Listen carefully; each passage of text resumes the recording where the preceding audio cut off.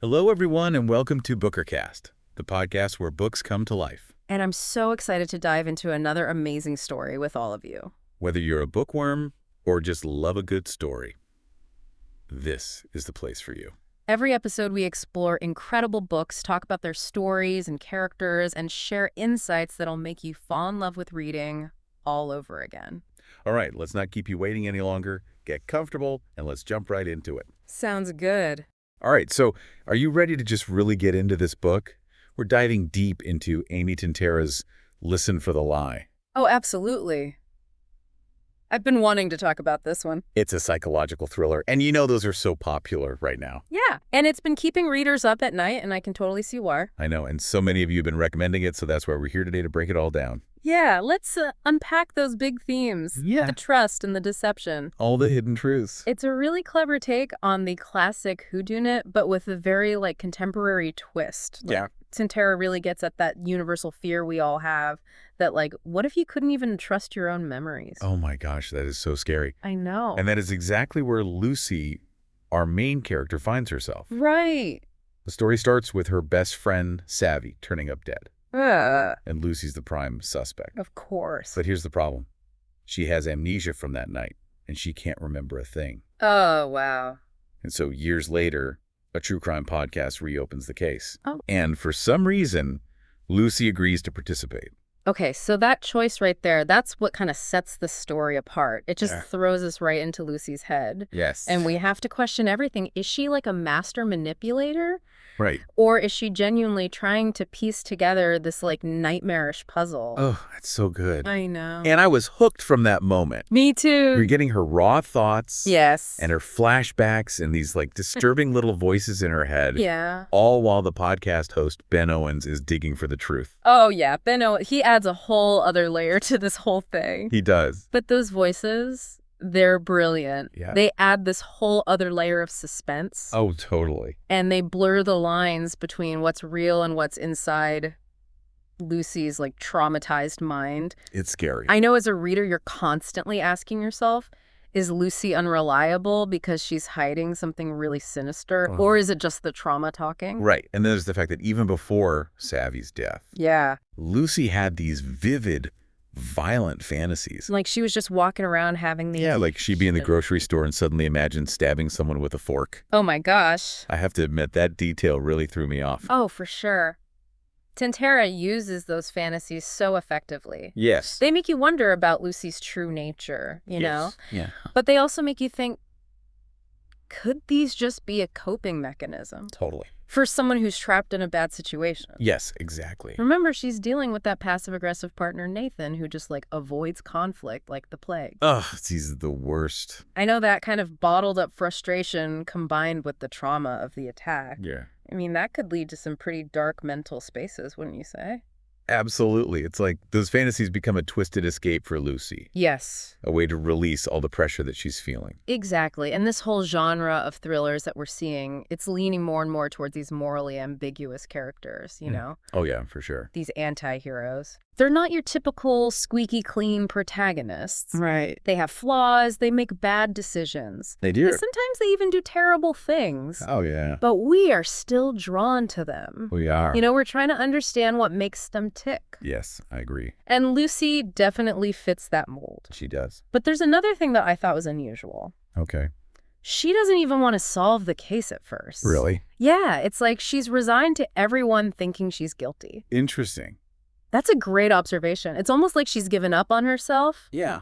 But then her grandmother steps in and encourages her to participate in this podcast. Oh, wow. And that's when things get really interesting. Okay, I'll hear more about that. Yeah, it was so unexpected. Yeah. Especially because you see all this tension with Lucy's parents, who clearly suspect she's hiding something. Right.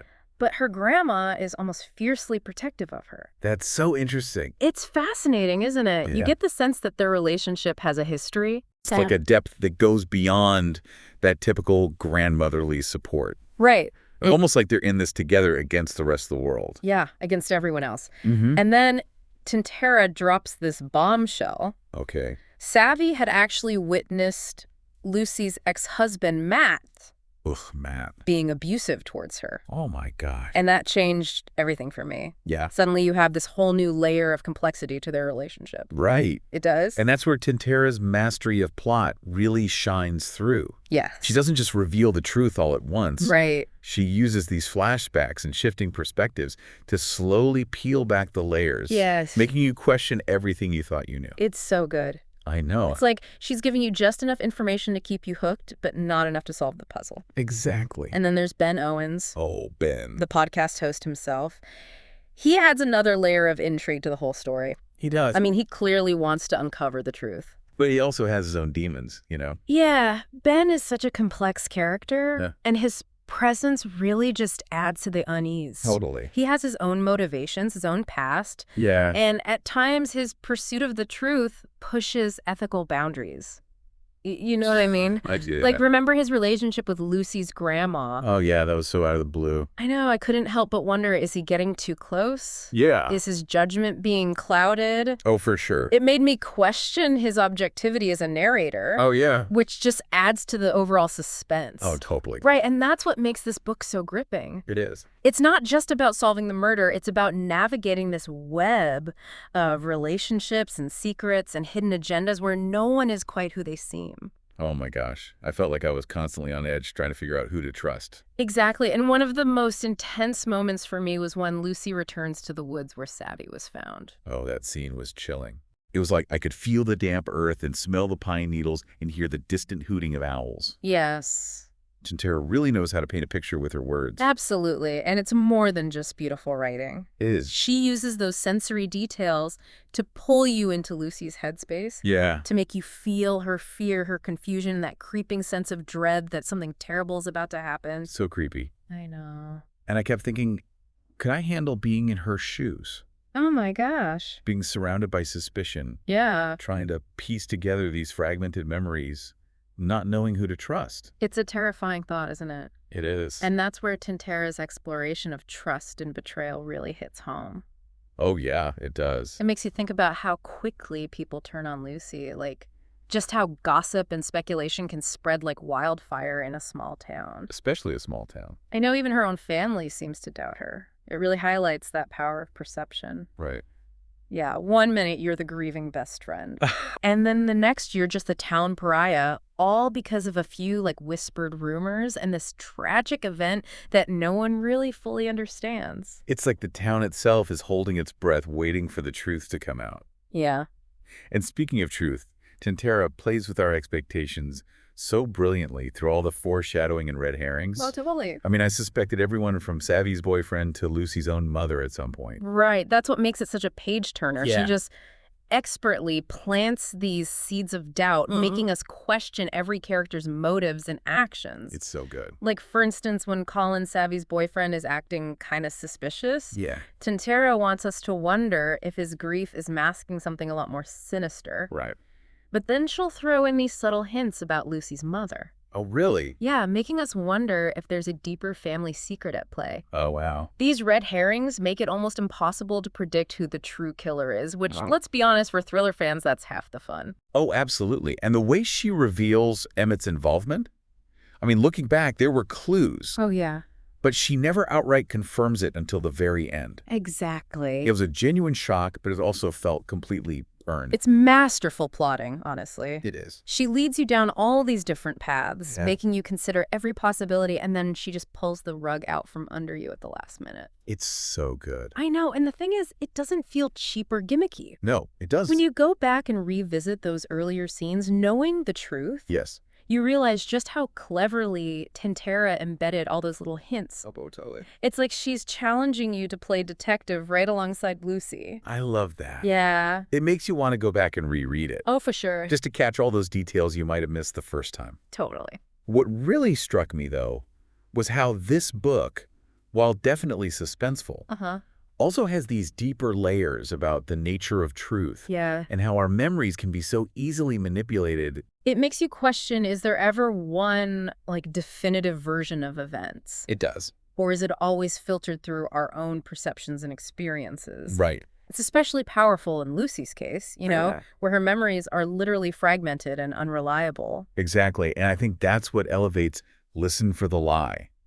Beyond your average thriller. Oh, for sure. It's not just about finding the killer. Right. It's about understanding the psychological and emotional fallout of trauma Yes. and how we reconstruct our own narratives to make sense of the chaos around us.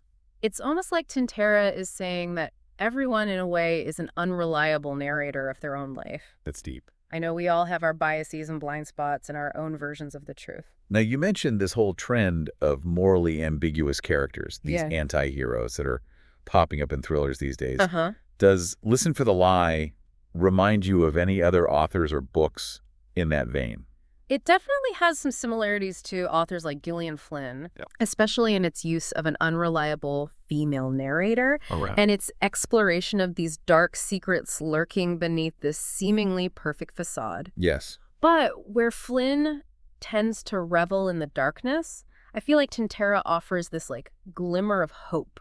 Okay. You know, her characters, while flawed, Yeah. are ultimately seeking redemption. That's a good point. And I think that's why, even though the book deals with some really heavy themes, Mm-hmm.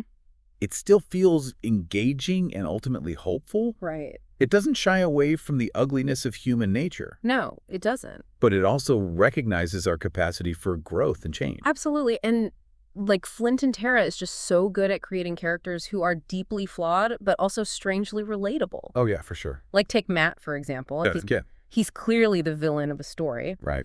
but you get these glimpses of his vulnerability, You do. like his own past traumas that have shaped him into the man he is. Yeah. It doesn't excuse his actions, but it adds this layer of complexity that makes him more than just a one-dimensional bad guy. I agree. It makes you think about the ripple effects of trauma, Mm-hmm.